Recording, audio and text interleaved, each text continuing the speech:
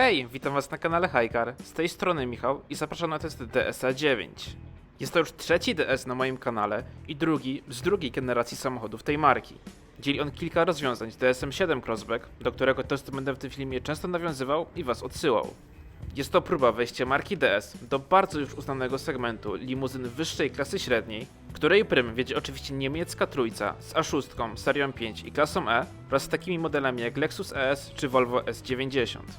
Dzisiaj przekonamy się wspólnie, czy taka próba ma w ogóle szansę powodzenia. Zacznijmy jak zwykle od koloru. Mój egzemplarz jest w ciekawym lakierze Crystal Pearl, a sama gama kolorów jest stonowana i mało zróżnicowana.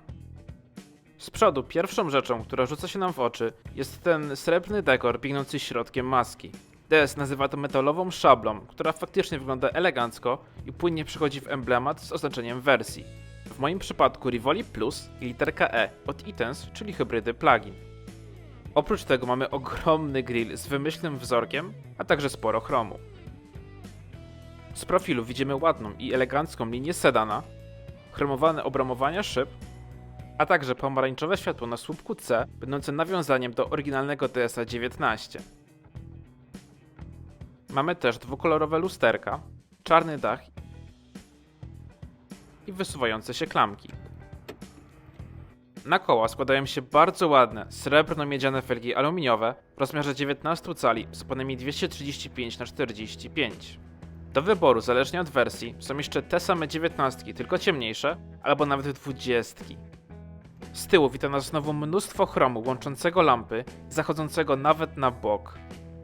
Same lampy wyglądające pięknie z motywem łusek, a na klapie czarny element ze sprytnie schowanym trzecim światłem stopu. A no i ogromny wydech, który oczywiście jest tylko elementem zderzaka, ale przynajmniej są prawdziwe rury po obu stronach. System bezkluczykowy działa tak jak w DS-ie 4, czyli samochód po naszym podejściu sam się otwiera, a po naszym odejściu się zamyka.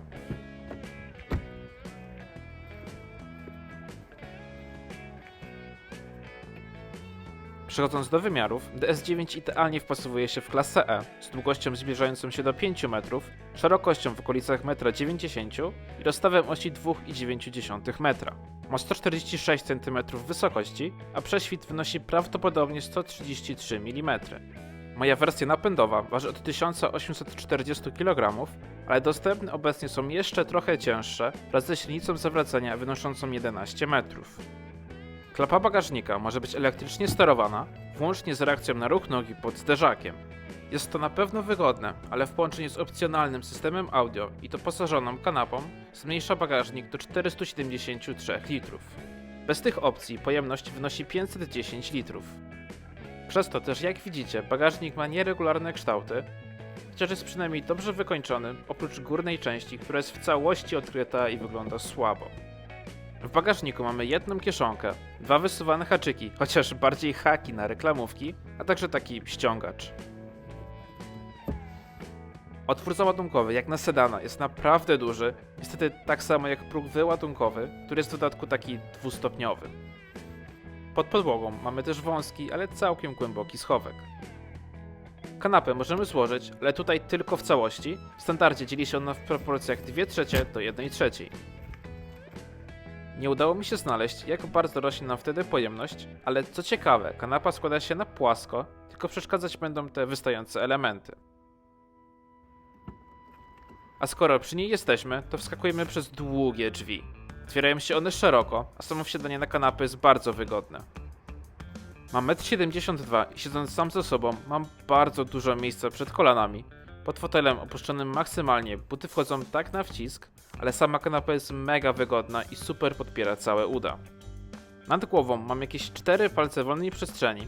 Jak możecie zauważyć, cała podsufitka jest wykończona milutką alkantarą, a cykor łapki są obszyte skórą. Kanapa jest też lekko wyprofilowana, niesamowicie miękka i ma całe boczki obszyte skórą. Dodatkowo za sprawą pakietu Launch mamy takie wyprofilowane zagłówki, które są bardzo komfortowe i regulują się w takim stopniu. A na skrajnych miejscach są także wejścia Isofix. Pakiet DS Launch to też ten otwierany ogromny podłokietnik. Jest on miękki, ma dobrze wykończony, lecz dosyć płytki schowek z 2 wejściami USB-A i niestety sporo piano black. Są też otwierane uchwyty na kubki i sterowanie masażem o 3 rodzajach dla obu pasażerów. Z pozycji kanapy możemy też przesuwać fotel pasażera, aby zrobić sobie jeszcze więcej miejsca. Drzwi są bardzo dobrze wykończone. Od samej góry mamy już wszędzie skórę. Aluminiowe wstawki wraz z osłoną głośnika, perłowe przeszycie, miękki podłokietnik,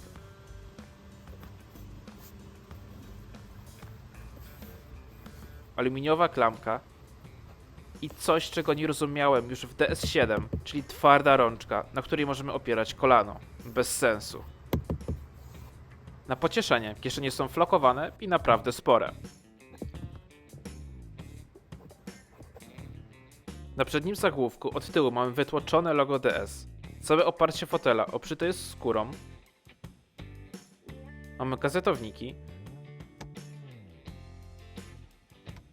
A na środku kratki nawiewów, dotykowy panel klimatyzacji wraz z przyciskami od podgrzewania i wentylacji skrajnych miejsc kanapy, a także 2 wejścia USB-A.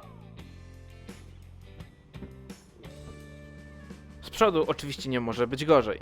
Można tutaj usiąść całkiem nisko, co mi przypadło do gustu. A wita nas piękna rubinowa tapicerka ze wzorem bransolety zegarka. Oprócz niej, zależnie od wersji, są jeszcze 3 inne tapicerki. Fotele są niesamowicie miękkie i niezbyt mocno wyprofilowane. Oba regulowane są oczywiście elektrycznie w 8 kierunkach z 4-kierunkową regulacją odcinka lędźwiowego, ręczną regulacją długości siedziska i regulacją zagłówka w 2 płaszczyznach. Fotel kierowcy ma także pamięć ustawień wraz z opcją komfortowego wsiadania i wysiadania. Oba fotele mają też przycisk masażu, który już ustawiamy za pomocą głównego ekranu, tak samo jak opcję podgrzewania i wentylacji. Deska rozdzielcza wygląda bardzo ładnie i elegancko, a także mocno przypomina DS7 z tym ogromnym, tak odstającym ekranem na środku. Kierownica niestety też jest taka sama.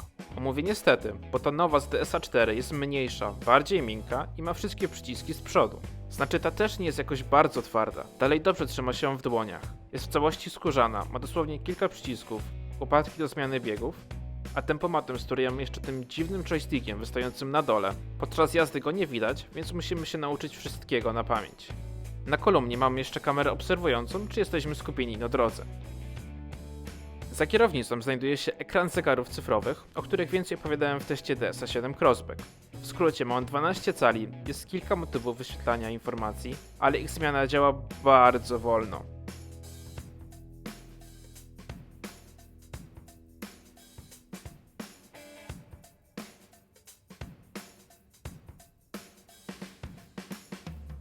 Za pośrednictwem ekranu głównego możemy też dostosować motyw osobisty. A będąc przy ekranie głównym, to on niestety również jest dokładnie taki sam jak w DS7 Crossback. Ma on też 12 cali i duże ramki, przez co wydaje się być jeszcze większy. W dolnej części ma sporo dotykowych przycisków funkcyjnych, a także tych przenoszących nas do płotmenu i kryształowe pokrętło głośności. System to niestety jeszcze ten stary system grupy PSA, który działa tak sobie i czuć, że DS9 potrzebuje tutaj odświeżenia. Za jego pośrednictwem sterujemy też klimatyzacją.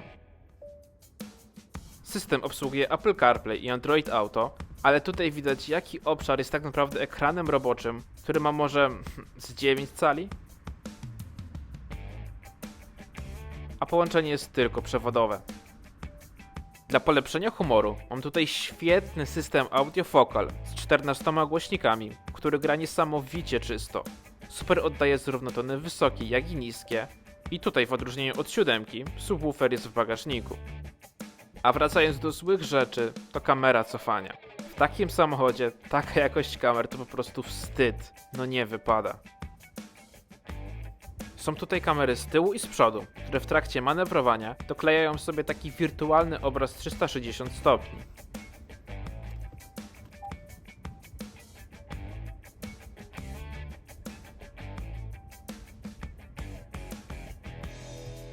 A na plus, że przy cofaniu oba boczne lusterka obniżają się, aby dać nam lepszy pogląd na koła.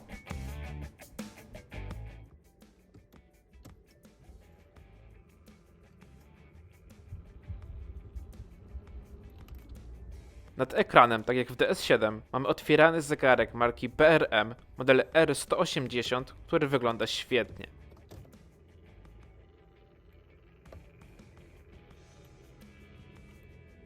Za to pod ekranem jest zamykany schowek z ładowarką indukcyjną i wejściami USB-A oraz 12V, a na konsoli centralnej to niepotrzebnie duże, ale za to jakie ładne przełączniki do sterowania szyb, a także przycisk zmiany trybu jazdy. Na środku jest też oczywiście dźwignia skrzyni biegów z przyciskiem od automatycznego parkowania. Nad lewym kolanem mamy jeszcze kilka fizycznych przycisków, a na podsufitce dwa przyciski w stylu tych od szyb do sterowania małym szyberdachem.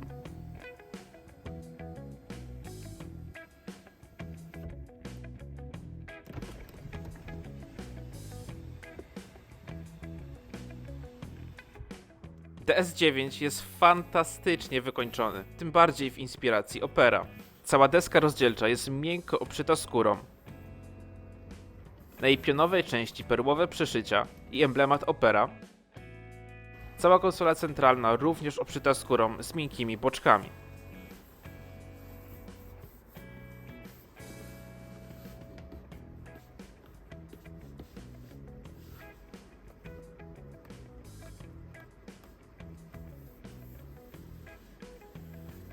Aluminiowe listwy dekoracyjne,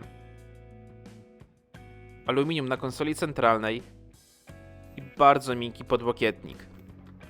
Drzwi podtrzymują poziom ze skórą od samej góry, perłowym przeszyciem, aluminiowym dekorem, mięciutkim podłokietnikiem, aluminiową klamką i niestety tym twardym plastikiem na uchwycie. A kieszeń jest oczywiście flokowana. Podsufitka, jak już widzieliście, jest wykonana z alkantary, a cykorłapki obszyte skórą. Więc jak widzicie, jest tak naprawdę tylko jedno miejsce, do którego mogę się przyczepić i nie jest to piano black, którego nie ma tutaj za dużo.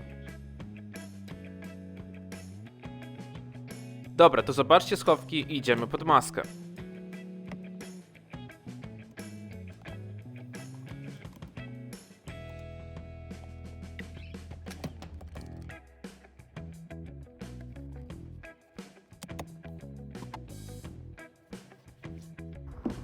Pod maskę, która oczywiście otwiera się na podnośnikach.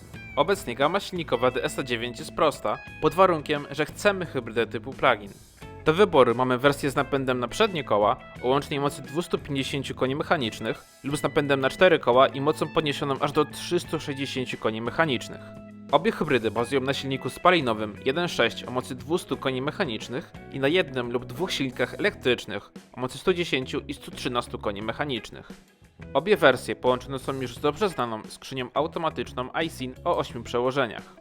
Niestety już od jakiegoś czasu w ofercie nie ma silnika czysto spalinowego 1.6 PureTech o mocy 225 koni mechanicznych, który na pewno pomagał w obniżeniu masy dziewiątki.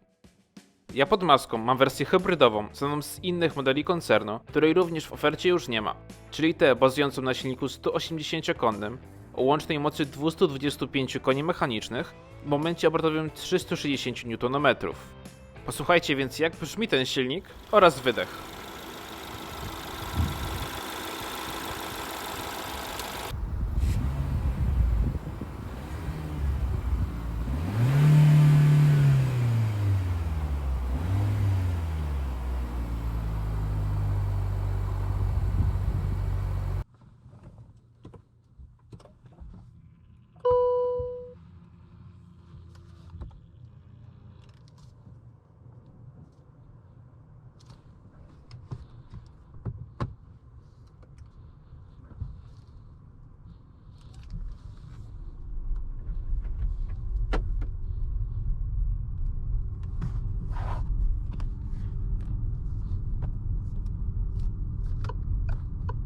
Niestety nic specjalnego. I o ile w niższych segmentach nie jest to jakaś wielka wada, to w segmencie E prosi się o większe silniki. Ale zobaczmy, czy można ponarzekać też na osiągi tej starszej hybrydy. DS deklaruje, że dziewiątka z tym napędem do setki przyspieszy w 8,3 sekundy. Zobaczymy, jaki poglądowy czas udało mi się osiągnąć.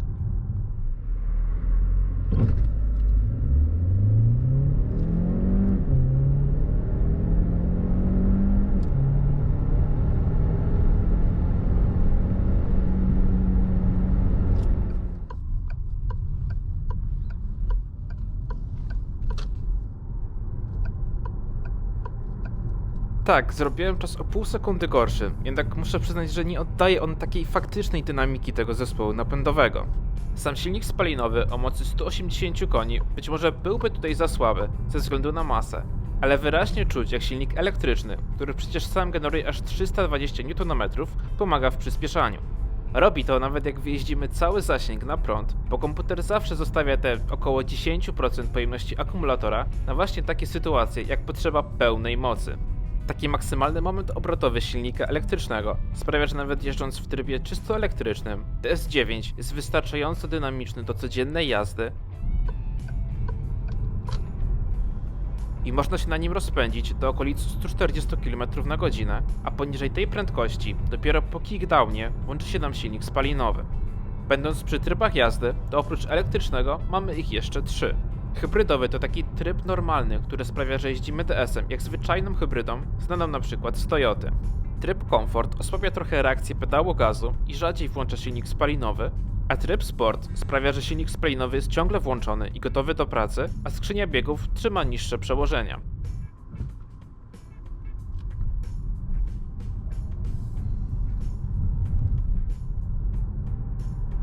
Będąc przy niej, to działa ona naprawdę dobrze i pomimo aż 8 przełożeń całkiem sprawnie nimi żongluje.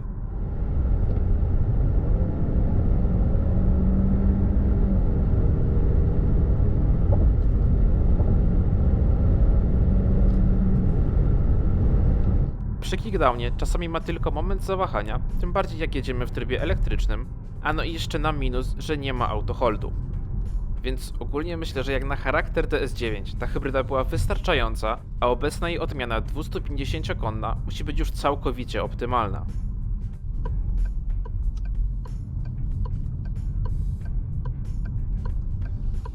Więc pytanie, czy optymalne będzie też spalanie, jeśli nie mamy gdzie naładować samochodu i rozładujemy cały akumulator? W mieście przy normalnej jeździe moje wyniki oscylowały w granicach 6 litrów na 100 km, co musicie przyznać, że jak na już ciężką limuzynę jest naprawdę dobrym rezultatem. Przy 90 km na godzinę było to zaledwie 5 litrów, a przy 140 7,5 litra na 100 km, co również jest przyzwoitym wynikiem, chociaż bak ma zaledwie 42 litry, co w przypadku dalszej trasy może być uciążliwe. Jak za to ma się ekonomia, gdy faktycznie dobrze korzystamy z hybrydy plug-in i zawsze ją ładujemy? W poniedziałek rano przy temperaturze 17 stopni na samym prądzie, głównie po mieście i okazjonalnie rozpędzając się do 100 km na godzinę, udało mi się przejechać 44 km.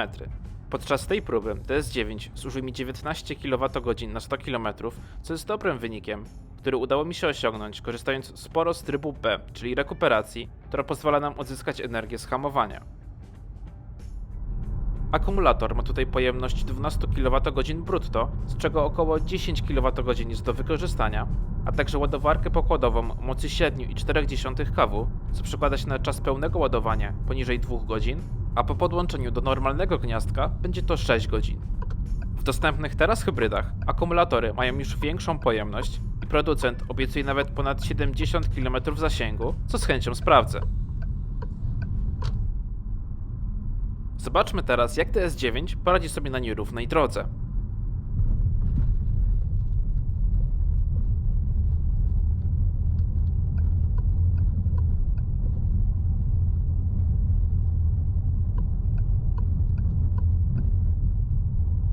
No i tutaj byłem troszkę zaskoczony. Znaczy oczywiście, dalej było bardzo komfortowo, ale mając w pamięci DS7 spodziewałem się, że 9 będzie jeszcze bardziej przepływała nad nierównościami, a tak nie było. Może to mieć oczywiście związek z mniejszym skokiem zawieszenia w 9, ale ja głównie obarczałbym winą niski profil opony. Skutecznie pomagał za to system DS Active Scan Suspension, czyli aktywne zawieszenie połączone z przednią kamerą skanującą drogę przed samochodem. Jego działanie zależne jest też od trybu jazdy i faktycznie czuć różnicę pomiędzy trybem Sport a Comfort. Tryby jazdy wpływają też na siłę wspomagania układu kierowniczego, a DS9 prowadzi się dobrze i spokojnie daje radę nawet na ostrzejszych i szybszych zakrętach, jednak czuć, że nie do tego został stworzony. Wyjedźmy teraz na autostradę.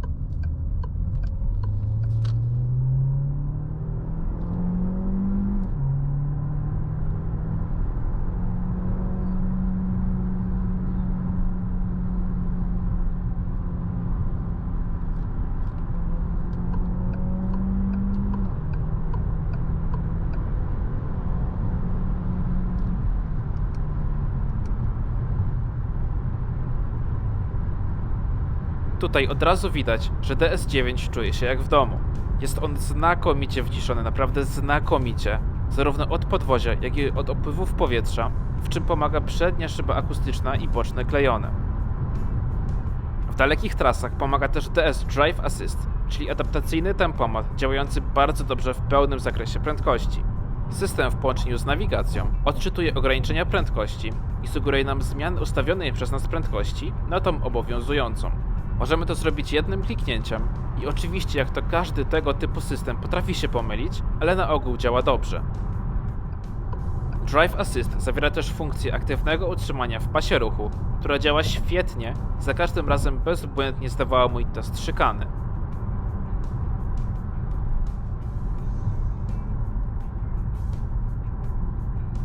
Więc ogólnie DS9 świetnie nadaje się w trasę i tym bardziej boli ten mały bak paliwa.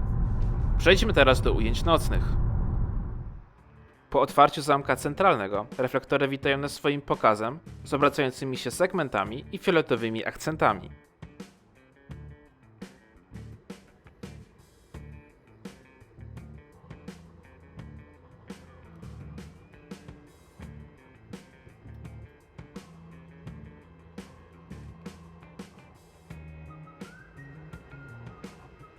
Pod lusterkami mamy LEDową lampkę, a z tyłu włączone lampy. Bagażnik jest świetnie oświetlony dwoma lampkami LED, na kanapie również bardzo jasno, tak samo jak z przodu wraz z podświetlonymi progami. Zobaczmy więc, jak wygląda wnętrze po odpaleniu.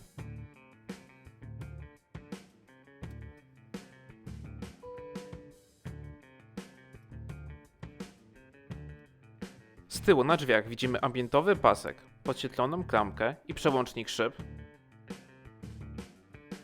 a na środku ekran wraz z widocznymi wejściami USB i podświetlony przycisk do przesuwania fotela pasażera.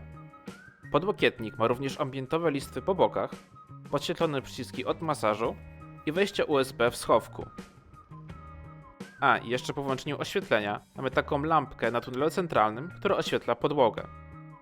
Z przodu jest równie dobrze. Widoczne zegary, na kierownicy przyciski podświetlone. Po lewej stronie wszystko dobrze widoczne. A na drzwiach ambientowy pasek i podświetlona klamka. I jak to w innych DS-ach, przestrzeń na nogi oświetla się tylko, gdy włączone są główne lampki. Dziwne rozwiązanie. Na fotelu przyciski podświetlone. Na środku pięknie oświetlony zegarek. Kamera cofania radząca sobie nie najgorzej jak na swoją ogólną jakość. Schowek pod ekranem podświetlony, tak jak wszystkie przyciski na środku. A pod podłokietnikiem ciemno. W schowku przed pasażerem lampka LED. Na podsufitce wszystko widoczne z dotykowymi lampkami. A w lusterkach bardzo mocne oświetlenia LEDowe. Jak widzieliście, mamy tutaj też całkiem obfite oświetlenie ambientowe, którego barwę możemy wybrać z 8 przygotowanych przez DS-a kolorów.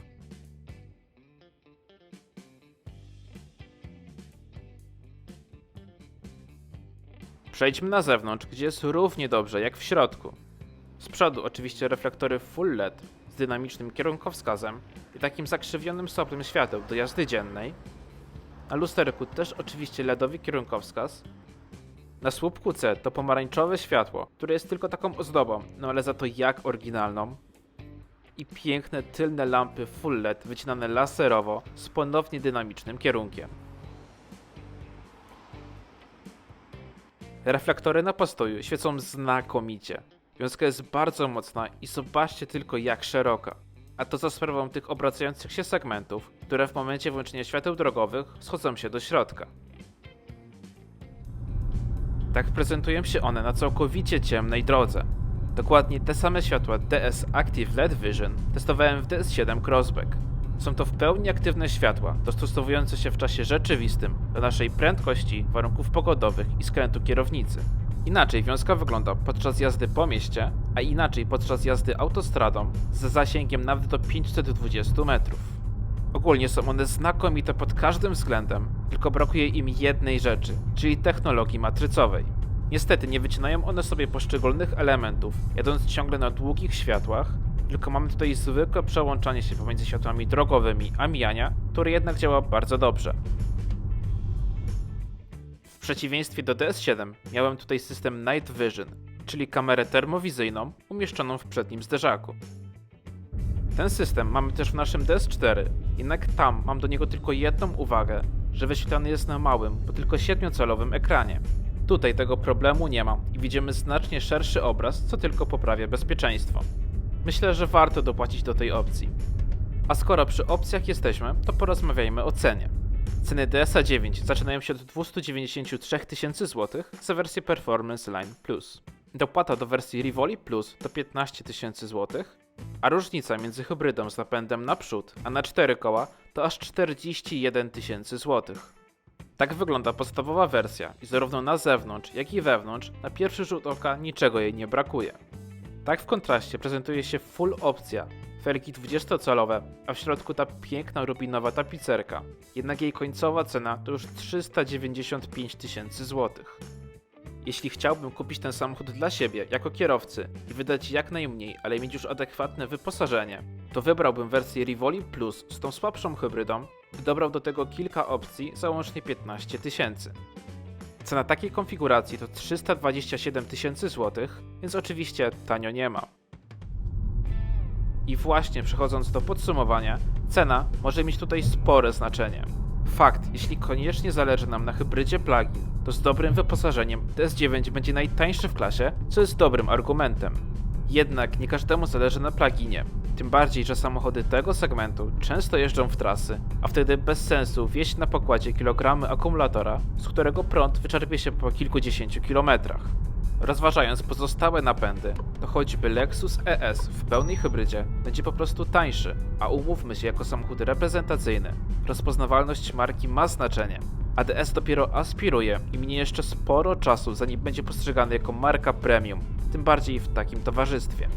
Jednak tak poza tym, DSM 9 jeździło mi się super i może być to bardzo dobra propozycja dla ludzi, którzy są znudzeni tymi typowymi markami i chcą się po prostu wyróżnić z tłumu. A w DS9 macie to gwarantowane.